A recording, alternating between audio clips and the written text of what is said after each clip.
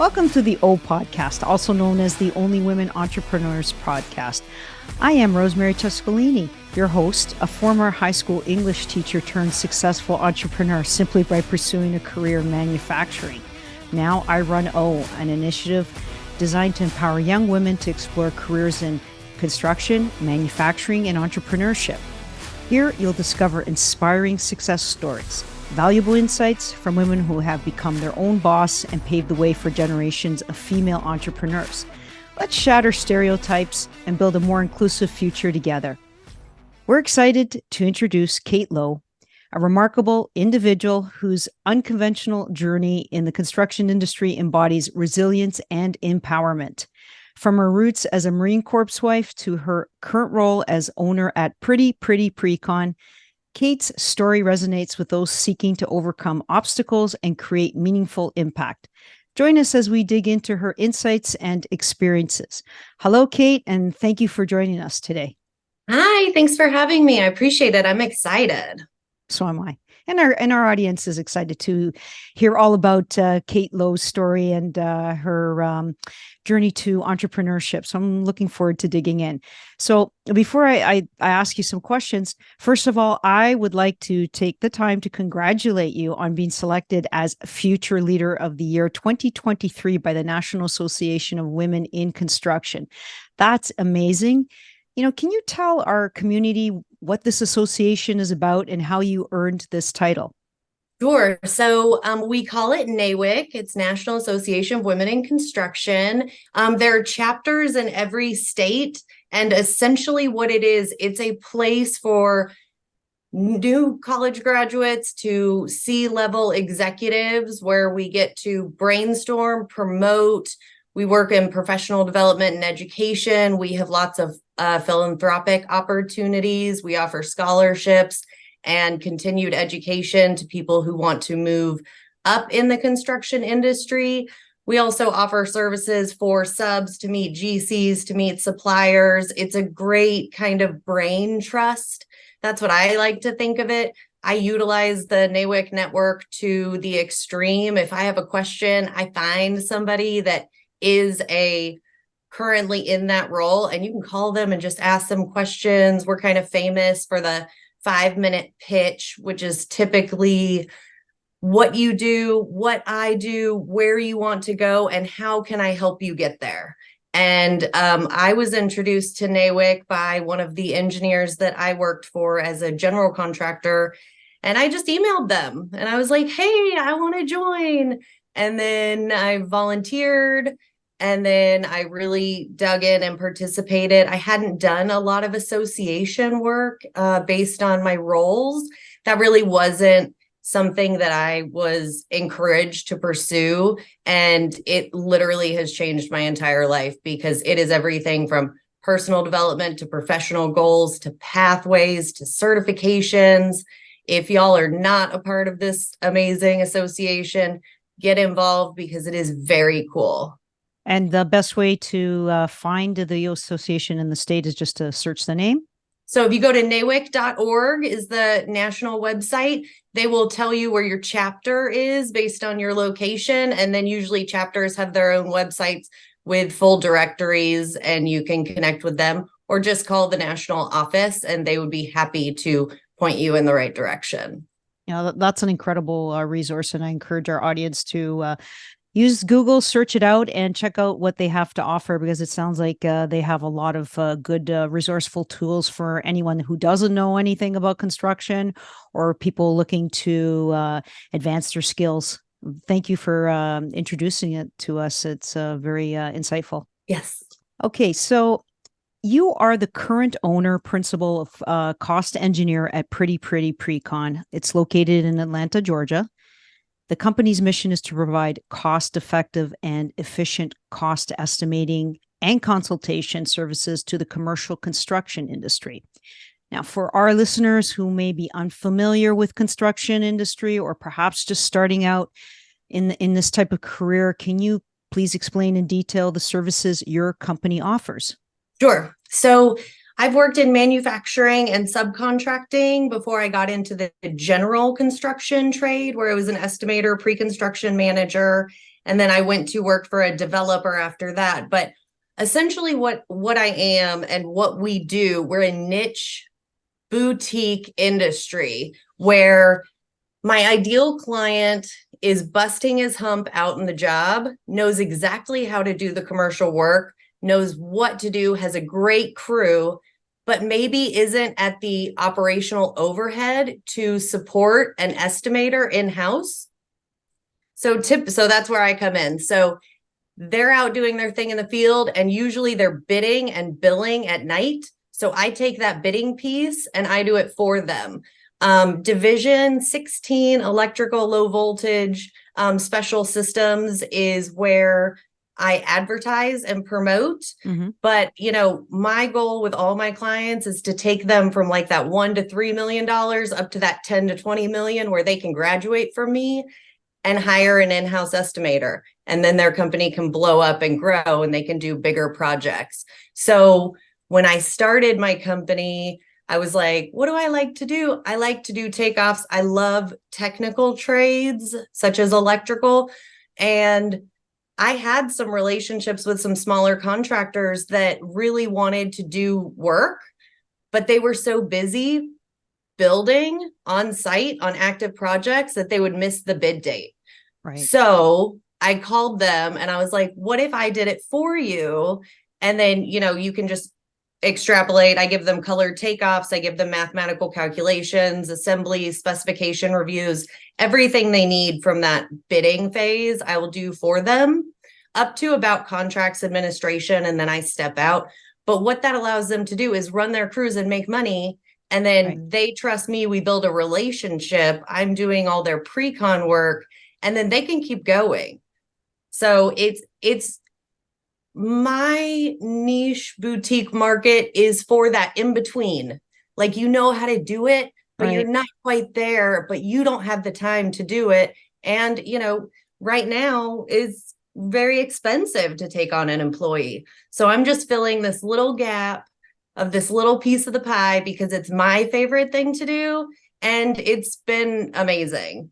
That's very insightful. As a business owner myself, one thing that you mentioned, and it was a key component, is business owner can't do everything. They can't wear all the hats. They need to focus on things that they do best, and they need to hire companies like Pretty Precon to outsource so that they can have extra time to work and focus on their specialty. So I encourage all businesses that are looking for those type of services to look you up, because that saves you time, money, and you know what, you're able to probably bid on other projects as well and have multi projects going on at the same time. Yeah, and there are other companies that do similarly what I do. Mm-hmm. They kind of umbrella all the trades, and I do not do that simply because if I haven't worked for that subcontractor or that sub-trade before, I take no ownership or responsibility to that. And, ethics are very important to me, very strong. You need to, be able to relate to your clients. So it really is a trust factor on both sides.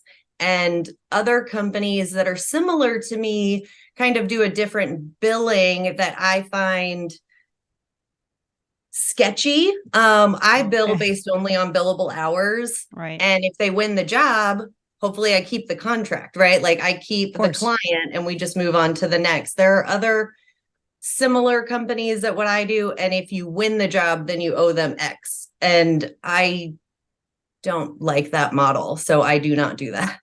Oh, I'm glad you pointed it out because, every company has a different business model, right? And yours is unique and works for you. And as a client, if I was a potential client and just listening to what you said, I would seriously consider your services just based on, your honesty. And it would probably make me think you're more trustworthy than other companies that you are competing against. So, Cait, can you take us through the unique path that led you to your current role at Pretty Precon? Yeah, you want the full story? Yeah, I'm sitting down and I'm listening, open ears. Okay. So I am a military wife. My husband was active duty Marine for 13 years. We were married for 7 of those years where he was active duty. Once a Marine, always a Marine. So still a Marine. And we moved a lot. We got married when I was super young. We were super young. I was 22. We moved to California where he was enlisted. And the job market for military spouses is minimum wage. Doesn't matter if you go an hour outside or right on the base, you're making minimum wage. It doesn't matter who you work for, you're making minimum wage. So we were in California and I enrolled in several different universities, finally found one that I liked, USC, and I couldn't get a job. Wow. I worked, retail, food, beverage, I did the whole thing that you do in your 20s, and that was fine. And then we started having kids, and then we moved to South Carolina. So half the credits that I earned at the university in California got lost because I moved all the way across the country. Makes sense. So then I signed up at University of South Carolina, and I was about to finish my degree, and then we moved again. And again, I, took retail jobs, I took food jobs because there just wasn't a lot of opportunities, even if you're well educated. So lost credits again, ended up finishing my degree online. Okay. So then we moved to Georgia, and then he decided to go and be a private contractor overseas. So he did that for a couple of years. So I needed a job. I had 2 kids. My husband was gone. I needed something. So I went to my local temp agency and I was like, here, I have a degree. I don't have any, office experience. Do you have anything for me? And they just offered me more of the same. And I was like, okay, well, I'll just go and do kind of what I've been doing. Call me if you have anything interesting. So they called me a couple months later, and it was for a manufacturing plant to answer phones for 2 weeks. So there it was. And I was like, you know what? It's an office job and I hadn't had one yet. And I was like, I'll do it. Yeah, you bet. Even if it's 2 weeks. I was like, could it be longer? And they were like, no. And I was like, okay. So just to get my office experience, I went there. And I heard cursing, laughing, and active problem solving. And I was like, where am I? What is this? And I'm looking at all these people coming in, and I started to learn their names. And then we got a pretty good little break where I would go and I would just talk to people. It was lunch break and everybody was kind of in the break room. And I was like, can I get a tour of the plant? And then oh, what does this department do? And what does that department do? And I just asked a lot of questions about what everybody did and why I was hearing the conversations I was hearing. Okay. And they told me. And then my 2-week contract was up, which I was like, okay, that was fun. Go back to the temp agency. The temp agency called me about a week later with a straight offer to continue working at the plant. Nice. For the vice president of estimating and project management. Okay. And you better believe I took it. Oh, of course. Great opportunity there. Yeah. So I started out just as a per hour employee, being a, admin assistant. And he was very kind and very lucky to have kind of adopted me into the way of what estimating is. So he gave me the harshest client that we had, and they called them small quantities. They were like, look, the estimators, project managers don't have time for this, but it's really small. So I'm going to show you how to do it. And I was like, okay, great. So then that led to another small quantity client and another small quantity client. And then one day he just came at me with a Post-it being like, you're officially a junior estimator, project manager. You're going to work under a senior project manager.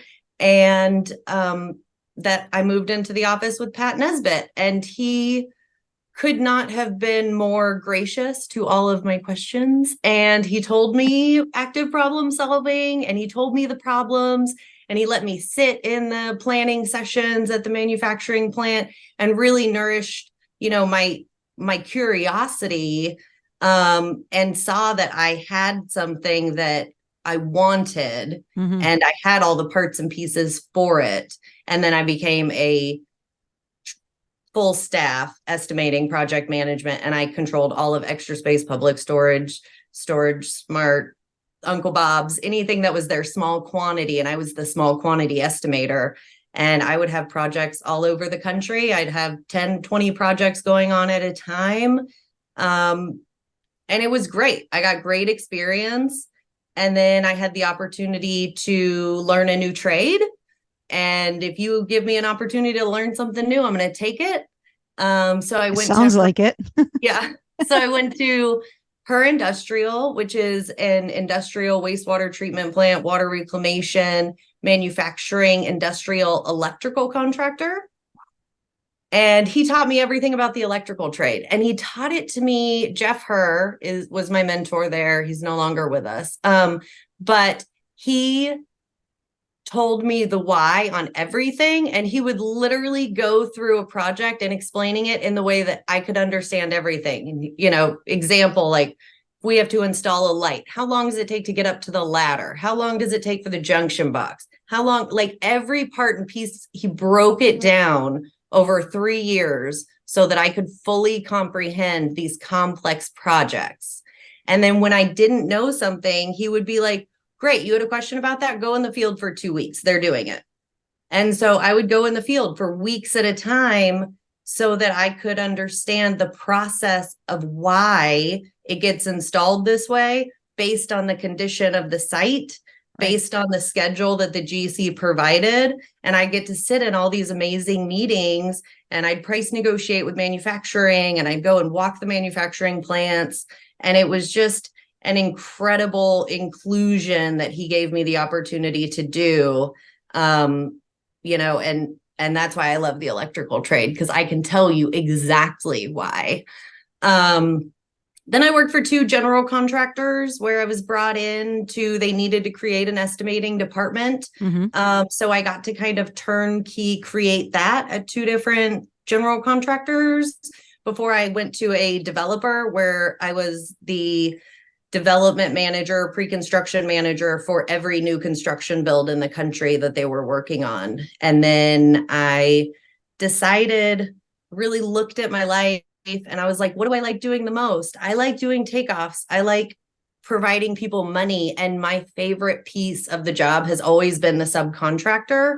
So now I'm an ally of the subcontractor, where they trust me, I trust them, and they know I have their best interest in heart, and I want them to graduate past me. And then I'm going to move on to another small contractor. And that's just my way of paying it forward. But the GC world was not my favorite part. And the only reason why is that pre-construction is not seen as a pathway.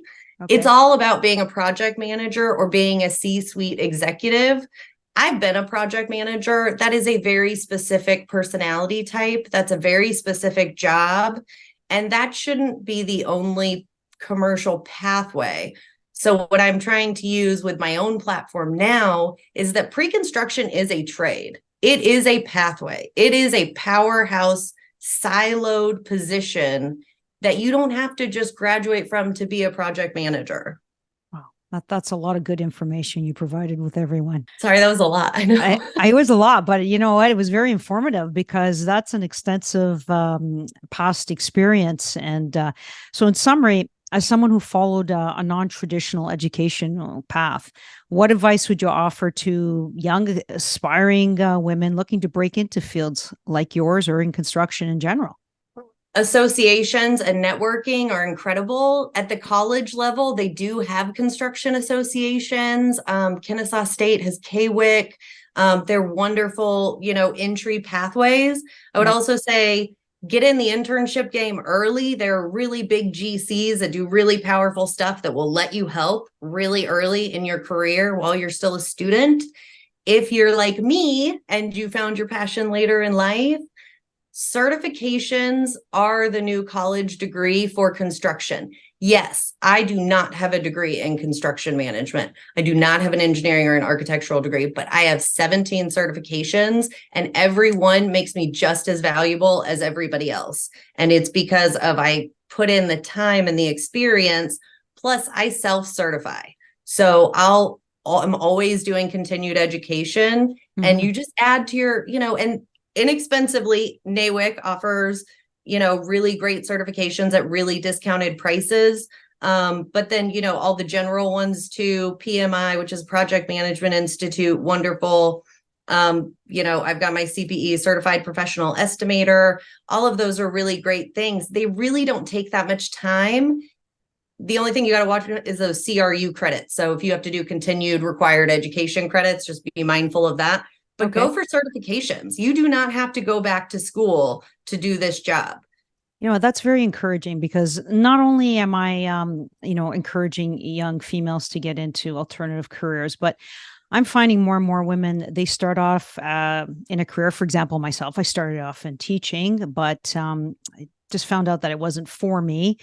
So I go, well, what else can I do? But just hearing that it doesn't matter what stage of life you're in, or whether you have any educational, like higher education experience, or one or none in terms of certifications, there are opportunities for you to brush up on your skills and become very knowledgeable pretty quickly on your own with self-development, basically.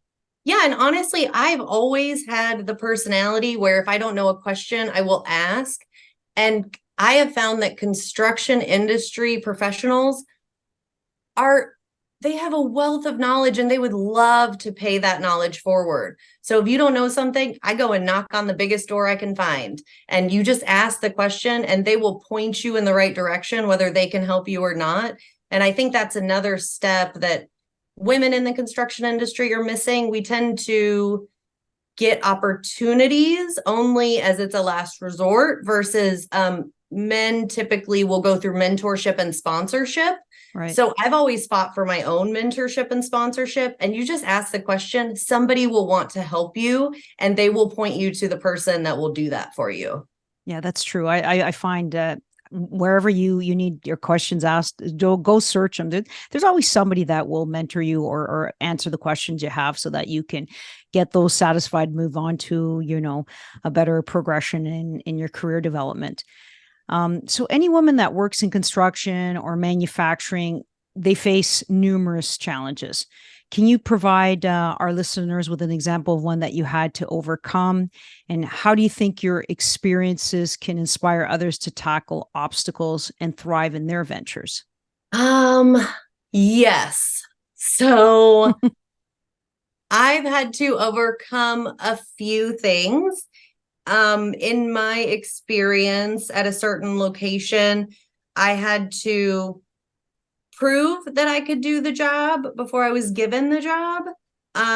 While other people were given opportunities based on trust and thought of they can do this, I came from the point of getting buried in it and then not getting paid out forward. So, example, I worked for a very big product line, and I had grown that product line from 3 million to 30 million by myself in a year. That's wow. Congrats on that accomplishment.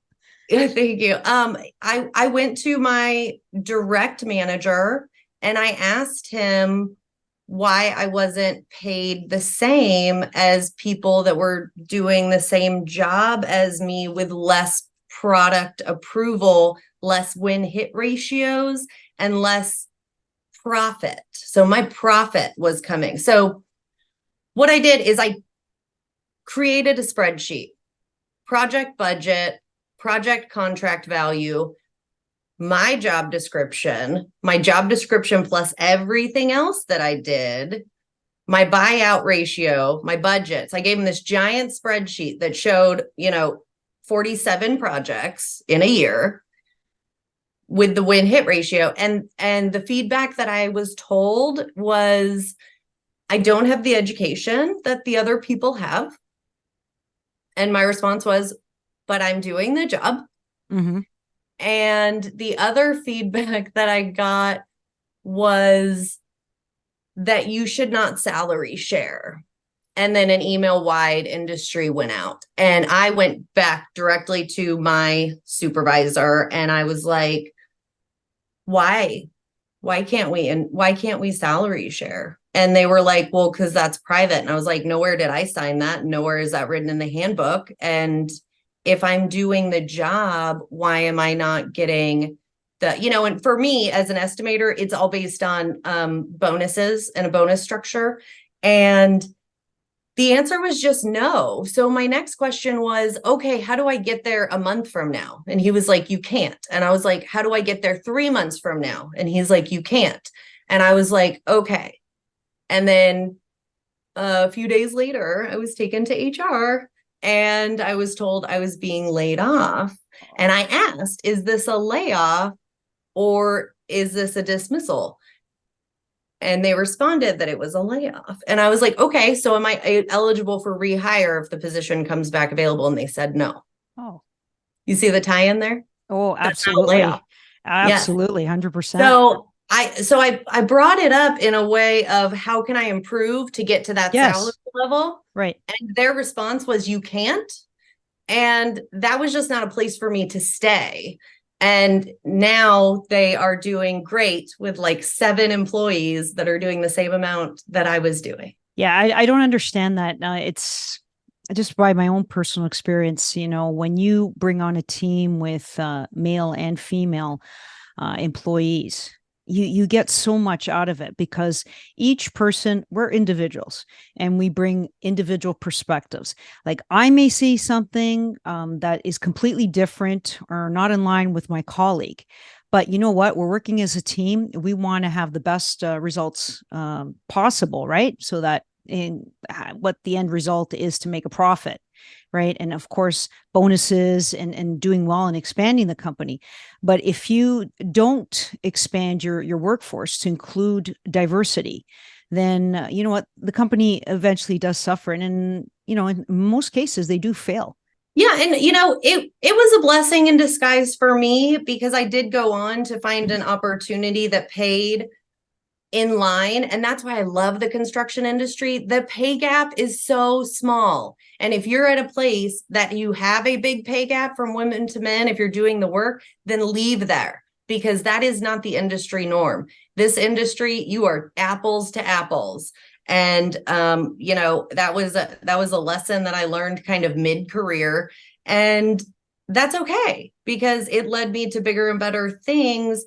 But I don't have any bad feelings about that. I just, hope that they are more open to unconventional employees like me because I have a strong value add and I prove it.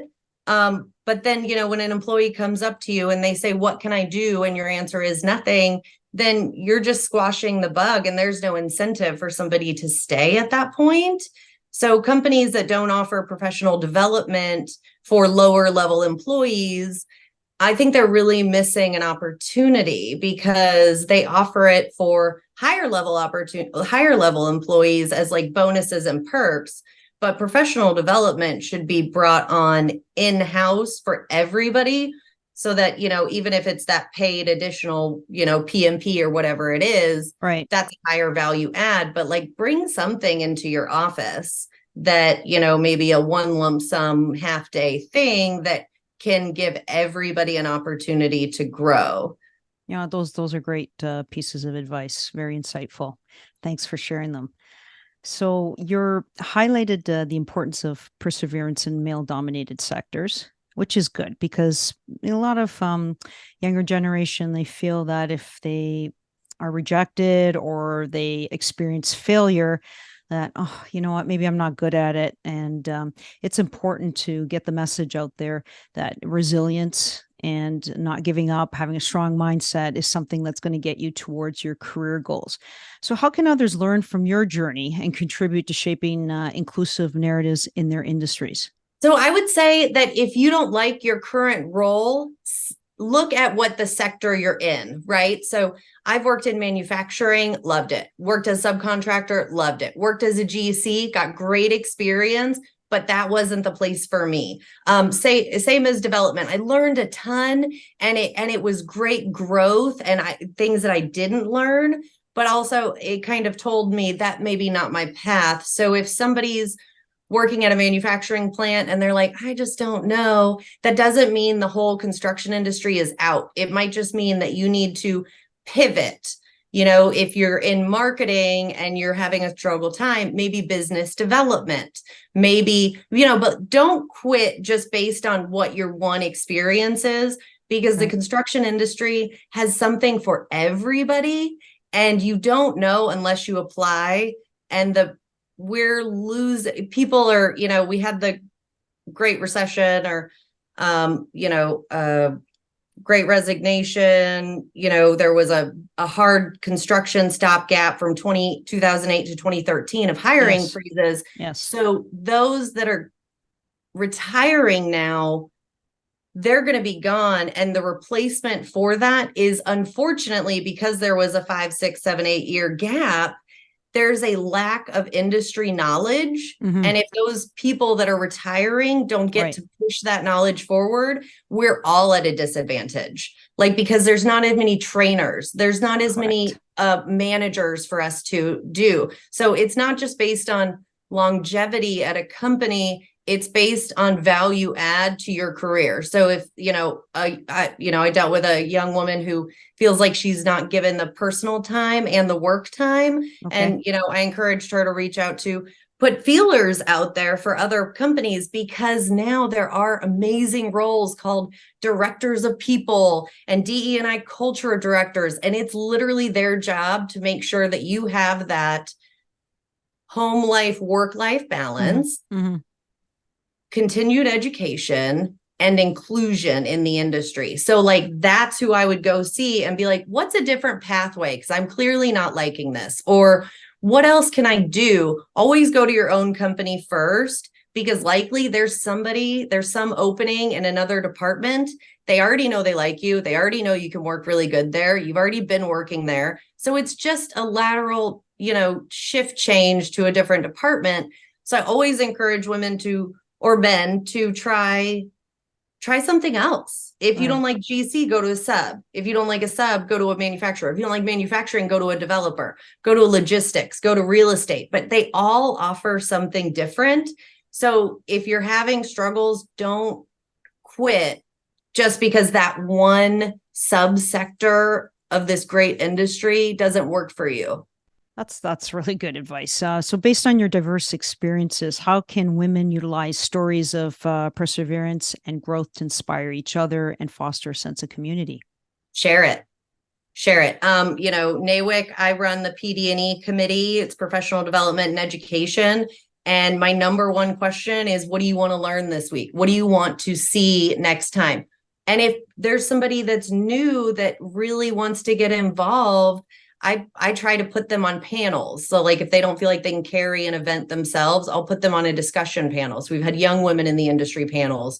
We've had, CEO suite level panels. We've had sub panels. So I use my association to find out other people's point of view. But there are also amazing female PPE brands out there that want to share your story. So just Google what's out there, because somebody wants to help you, write about it, reach out. I'm on LinkedIn all the time. And if somebody sends me a comment, I'm always reaching back out. I do, drinks and lunches and whatever with somebody that wants to, because it's not about my network, but it's about, I call it U+2. It's not who I know, but it's who Rosemary knows. And if I tell Rosemary my goal, she's going to ripple that out. And then U+2 gets bigger, and then it gets bigger. And then all of a sudden I get this wonderful message hey, Sharon Milton said I should connect with you. I just wanted to reach out. Great. I didn't know this person, but this person might be able to help me get to that next step. Right. That's absolutely true, because you came to me through LinkedIn, and I really appreciate that professional connection. Also, I would not have heard of Cait Lowe of Pretty Precon, and we're here having this discussion. So very, very important. I'm glad you highlighted that. So your experiences underscore the importance of embracing challenges as opportunities. How can individuals contribute to and benefit from supportive ecosystem of shared experiences and mutual upliftment? I think it's what you make it. I've had personal fouls, I've had professional fumbles. Like, I'm sure people are watching this, and that's fine, right? Like, it's the whole adage of I don't live in that house anymore. Like, who I was 5 years ago is not who I am now. I will say associations have completely matured me. I would not have done anything that I've done in the past 3 years without them. And that's just because of encouragement from other people. Mm-hmm. But it really is scary. But who you are now is not who you're coming. So, there's like a post that's going around, and it's like, if you're uncomfortable, post it. If you don't want to share it, share it, because at least it gives you that first step. And in my life, I've had problems with my children and my spouse and life. And I don't take it as a blame or a negative on myself. Like, hiding under the covers isn't going to do anything for me. And if anybody is going to care about my career, it's me. And I was talking to my friend the other day, and she said that she wanted to be a professional actress when she was in high school. And she's like, that's like a 1 in a billion opportunity. And I just said to her, your life is a 1 in a billion opportunity. Like, she was a military spouse. Now she's an officer in JAG. Like, she's doing amazing things. She's a part of like all these cool things. And I'm like, right. But that's a once in a lifetime opportunity. So it really is what you make it. So there are plenty of people that, hate and smash and whatever. And that's just life. But I don't take it personal, because I don't live in the judgment of that person, because I'm working on myself, and who I am now is better than who I was 2 years ago. And what I'm doing now will be a huge impact to my life 2 years from now. So I live for my future self. Yeah. And I really enjoyed listening to that. That was a good spin.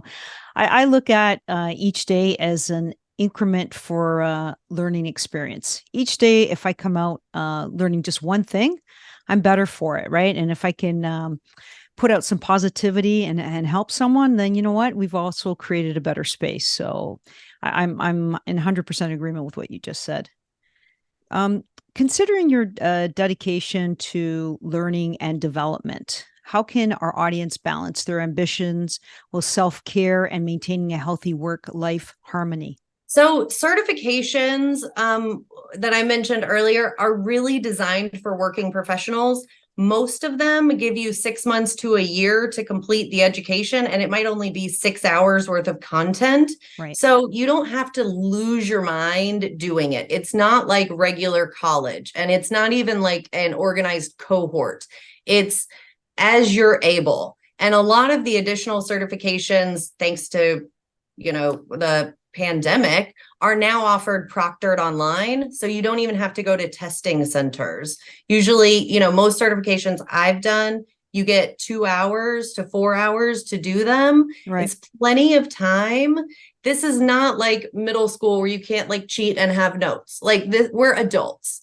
And we all have calculators on our phones, and, we have supercomputers in our pockets, but it's just the theory of what you're doing. So like I've done certifications that have taken me a year, even though it was only 12 hours worth of content, because my whole life, I call it juggling fire chainsaws. I just have like 6 in the air at a time, and I'm just trying not to get burned and my arm sliced off. Yeah. So I'm doing, like 4 certifications right now, but I have a year to complete them. So I do them over lunch while I'm eating my sandwich. I'll literally hit record on my computer, which is a system on everybody's computer now. You hit record and it will share your screen, and then I'll just go back and watch it. And then during the proctored test, you can always have your notes, because again, this is not high school SATs. This is adult certification for continued learning.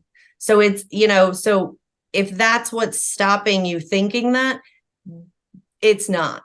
They want you to get these certifications. And there are, AGC is Association of General Contractors of Georgia. I'm with them. I'm a blueprint reading instructor. We want you to succeed. I'm not going to throw any trick questions out there because I want to stump somebody. I want to know what they want to learn and the easiest way. So if they're a kinetic learner, I'm audio and I'm visual. If they're a neurodiverse learner, I'm letting them take pictures and screenshots and sending them. So it just depends, but it's not school. It is a value add to your career.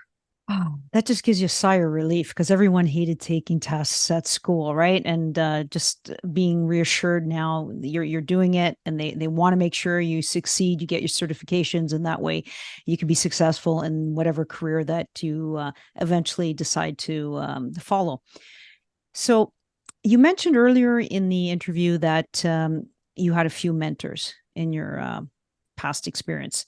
Can you elaborate on how the mentorship contributed to your growth and how they played a role in, or can play a role in, enabling and empowering someone to overcome challenges in general? Yeah. So I again, like I said, I started by just knocking on a door and asking if I could help when I had free work, when I was kind of an admin assistant. Right. I would just check with my boss and be like, hey, can I see what the other estimators are doing? And he'd be like, oh my God, yes, please go help them. They're losing their minds. Cool. So I would just go and knock on the door and ask how I could help. And they would give me a small piece. And then I always asked why, because I've never been thought of myself as just data entry, or I get it done and I'm like on my phone. Like, no, I want to know what I'm doing because I'm trying to be an industry asset and not a liability. So I would always ask why. And likely they don't have the time to tell you right now, but then you ask, can I check back in with you? Or can you call me when you're doing this? And they will. Construction industry, especially managers, senior levels, people with over 15 years of experience, they want to pay it forward. So I just always ask the question. And then from that question, it would, be like, okay, I have a concern or I have a challenge. So like if I knew I was doing something wrong, I'd be like, I'm challenged by, so it's all about the words, because construction industry, as you know, especially for manufacturing, is very negative. So you have to think about who you're talking to and how they're going to perceive it. So if you like dump your drama on them, good luck, right? But if you're like, can you explain this again? And literally every job I've ever had, I buy a blank notebook.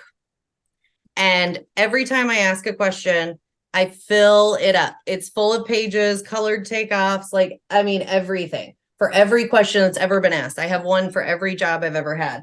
And it's just a way that I can recall what they said without bothering them.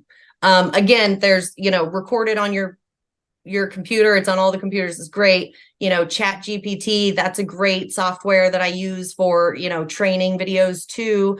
But you just have to value people's time. Yes. And don't come to them with a problem. Come to them from a place of solutions. So like if you're applying for a job, like ask the question, what's a solution, or what's a negative statement that was a concern by the last business development manager, if I'm applying for business development? And they'll be like, okay, well, this was a challenge. And then you turn that into a strength, right? So even with problem solving, or like, hey, I don't know how to calculate steel. And they're like, well, I don't have time. Then I'm Googling how to calculate steel. Right. And then I'm coming to them with, okay, I understand it to this. I don't understand this variable. Next time you're working on this variable, can you call me? I just want to watch. And then, yes, they will call you. And then while you're watching, just ping a few questions in there. And then next time you do it, can you look at how I did this, and ask. Like, people don't want you to reinvent the wheel. They don't expect you to be, the creator of everything. They will share their resources. I send Excel spreadsheets to people all the time because I've already done it. And here you go, just fill in here, here, here, and I'll explain the why later if I don't have time. But it doesn't have to be so it's all on you. Use what you have. Perfect. And you're right. I find the willingness to share in any industry, it's out there as long as you're willing to ask for help. And maybe, if you're not sure of something, get that guidance, because like you said, there's always someone out there, whether it's in an association, whether it's in social media platforms like LinkedIn, someone out there is willing to provide you with that information at no charge, which is the great thing, right? Yeah, absolutely. So, Cait, your career path reflects embracing a passion driven spirit. It's very evident. How can individuals harness their own passions to not only thrive in business, but also lead fulfilling lives? Again, I'm big on the Excel spreadsheet, y'all. So I would do a pros list, what you like to do. Okay, absolute pros, absolute nots. Like I absolutely will not do this. Okay, and then you go and you talk to an ally about, usually someone more senior, a college professor, a parent, whoever, and be like, this is what I like, and let's see what it is. Because again, even if you have a relationship with somebody, they can show you where your strengths will rely on. Mm-hmm. But like, I didn't know. I just like fell into it, right? Like, and I was like, Right. this is awesome. They're cursing and yelling and explaining why, like, it's great. But and again, I didn't stick with every industry for, forever. I didn't, and that's just not, I just didn't want to waste my time somewhere where I didn't feel like I was empowered.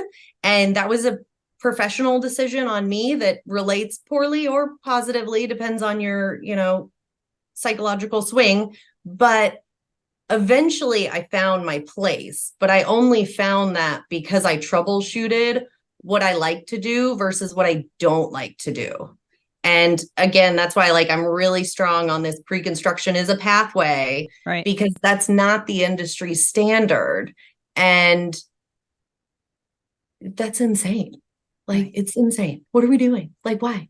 So I just like to bring, and again, it's all about building relationships. Like, maybe 20, 30 years ago, it was all done on the golf course. You will never find me on the golf course. It's all today done through associations. And, bigger associations will introduce you to bigger contractors, bigger executives, bigger companies. But it's not always about the biggest. To me, it's about the most impactful. Right. And that is always growth. And that's why I specialize in small contractors so that they can graduate and have their own team. Okay. That was very good. So, how do you envision individuals making most of platforms like that provide insights, resources, connections to drive their businesses and ambitions forward, as seen in your journey? So again, we're going to ask the question, right? Like if I tag on to something that was made in this podcast, I really recommend for you to use LinkedIn or direct and shoot Rosemary an email, because you're going to ask a question that she maybe hasn't heard from, or you're going to bring a perspective that she's like, oh, that's great. And I bet other people want to know that too. Because if you have the question, you are not the only person in the room. And then, LinkedIn, if there's somebody or a company that you want to connect to, you go and you view their profile. Instead of viewing their posts, you view their comments, and then you start communicating with them directly through comments. So you'll either start following who they follow to kind of see the cultural intelligence of the company, or maybe their ethical resolutions. Like my LinkedIn is all about female empowerment. Like it says it on my banner from all my content. Right. So you get a sense of who I am. But by me clicking on who they're commenting on, and I just learned this from M Squared and Mayra Martinez, but you click their comment and then you're in whatever feed they're in. So I've joined groups, and like PMI was a perfect example, Project Management Institute, before I got my PMP, because one person that I followed made a comment on it. So I clicked on it, Okay. and then I started following that. And I was like, what is this? Yes, I'm here for everything. And now we've gotten connected, but it's not just a cold solicit. But so you can kind of see where the pond that they're in. And if you want a similar path, do what they did. Don't reinvent the wheel. Okay, I'm going to try that next time on LinkedIn. You just gave me some valuable information. Thank you so much. Yeah, you're right. It's kind of awkward when you're on social media and you're interested in connecting with that person, but you don't want to do a cold solicitation, right? And sometimes it turns people off, and they won't respond to that. But that's a very smart way of approaching that. Thanks. So I wanted to ask you about your career path underscores the impact of seizing opportunities and embracing growth. How can women entrepreneurs utilize these insights to shape their own paths and achieve success? So the construction industry is really big. I am a teeny niche, tiny sliver of the pie will blow my business up. So I recommend finding your niche. What, again, pro and con, what do you like to do? What do you not like to do? Who do you like to work with? Who do you not like to work with? So it's a challenge because my business just started officially this month last year. Yay, And congrats. thank Another you. milestone. Yes. And, I just kind of had to take whatever work came my way. And that's just business and that's just life. All But right. now I'm honing in on my favorites and prioritizing my customers so that I can get more of those. So it is hard if you're just like taking whatever you can get to bring money in. And that is the biggest challenge for any new business. But like finding your niche is really the way that you're going to start getting your value add gold clients. And the easiest way is when you find one, ask for a reference.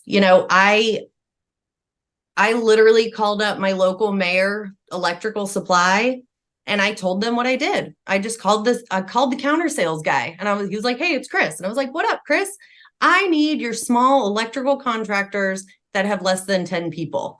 Can I have their phone number and their name?" And he said yes. And I left them all messages. And one of them called me back and is now a really good client of mine. And so then I did the same thing with City Electric. And I called their territory manager and I was like, "Look, I want electricians that do projects under $1 million in Atlanta." Okay, send it to him. Didn't hear anything back. So, but again, like I call them, I email them, and I text them. Right. So, and again, so, it's not necessarily like marketing is really important. It's also very expensive. But if I have a website, but it's only to legitimize myself, and 90% of the viewers of my website are competitors. So I don't leak any trader information on there. It's Yeah. very generic. My company, my logo is fun. And it's just because I can be because it's mine and I live and die on my own brand and I'm okay with that decision. So, not everybody agrees with what I do and that's okay with me because that's my decision as an owner.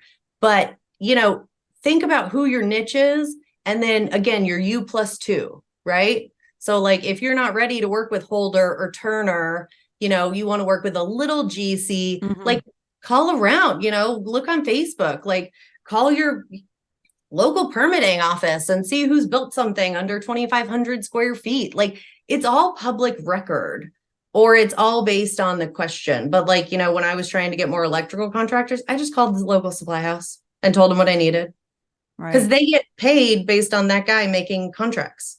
Right. So they have no reason to silo that information. That's very, very good advice. You won't find those really in books and universities and business courses, right? It's from personal experience that you find out about these things and you're able to share it. That's terrific. So your path embodies the essence of resilience. And how can women business leaders utilize shared experiences and insights to uplift one another, foster growth, and celebrate accomplishments? I use LinkedIn a lot. I do a lot of blog posts. I also blog for a couple associations and I just put it out there. It's social media and email and the World Wide Web. We all know it's a hostile place and the construction industry too is a very anti-accommodating industry. but you just have to read, reread, and share your story, or connect with people that you find. Again, like I use LinkedIn all the time, and I try to find people with similar pathways, or I Right. find like anybody that has a cool picture or it's putting up jobs or whatever, and I'll try to share it and save it and comment. But for those who don't have such a strong identity yet, think about stepping outside of your comfort zone and find people that you have similar ideas with, and just like it and read it, and then see how, I was writing a lot before I ever posted anything, because I was trying to find my author's voice. Right. But I mean, there are haters everywhere. I mean, it's just in the industry, and especially being a woman in the industry, because you have to prove yourself, which Yes. I can do. But it's just your basic comfort level. So like I just get on and start reading blogs, reading books. I've got like 4 or 5 different books I'm always reading at the same time. I'm just going to try to pull some of them up. I'm doing The 7 Principles right now by Henry Nutt. 86 pages. Read this. Oh, that's easy. And I'm doing 15 Invaluable Laws for Growth. So I try to organize, and based on, and this is what I do in my car. But I always get to every meeting 15, 20 minutes early, and I just read. But your career will be what you make it. And there are so many new opportunities, and there are so many new career pathways that want you to be included, and they want you to work for them, that if you're not happy with what you're doing, go do something else. Because and that's been my whole career, is trying to figure out what I like to do. And it's trial and error, but like, again, you're one in a billion. Nobody else is doing what you did. Nobody else is doing it the way you did. Nobody has that path that you did. So while we all want to be Jennifer Lawrence, I wouldn't trade Cait Lowe for that. Well said. And I would have to agree with that. I consider it like everyone is a Mona Lisa, a masterpiece. And it's what you make of it, right? And that's really good that you summed that up very nicely. So you did provide us with a lot of insights for our community. So if they have any questions regarding a career in construction, or perhaps require your company's services, where on social media can they find you? So my website is www.prettyprecon.com. And I love when my clients have to say that, because all my clients like really big, burly electrical guys. And they say it's 2 pretties and a precon. And then everybody else just says it's PPP. But you can find me on LinkedIn, Pretty Precon. I'm on TikTok. I'm on Instagram. Everything is at Pretty Precon. We're just a fun brand. And, the logo and the name is just a juxtaposition on me being a female in the industry. I figured that. Yeah, but it's brilliant, yeah, I mean, and it's good marketing. We bring a splash of pink to the blue collar industry, but I mean, I've got contractors everywhere from concrete to painting to electrical. There are some trades I don't work with. Right. And that's a personal choice on my behalf. That's because it's not my background. Right. I'm also starting a new company called Pre-Construction, and it's blueprint reading services. So if you need that for your office, your team, I have it on my website for digital downloads. But if y'all need a personal consultation, hit me up. My email is CAIT, so Cait, short for Caitlin, at prettyprecon.com. That's fantastic. I use pink too. If you look behind me, I have my pink construction hat. And yes, yeah, I love the color pink all over construction sites and manufacturing. So yep. I want to thank you so much for coming on the show. I also want to thank our listeners for tuning in. I would appreciate it if everyone could share the episode, that others have an opportunity to learn about alternative career choices in manufacturing or construction. I would love to hear some feedback so that I'm providing you with some valuable information. You can reach me at my website, onlywomenentrepreneurs.com.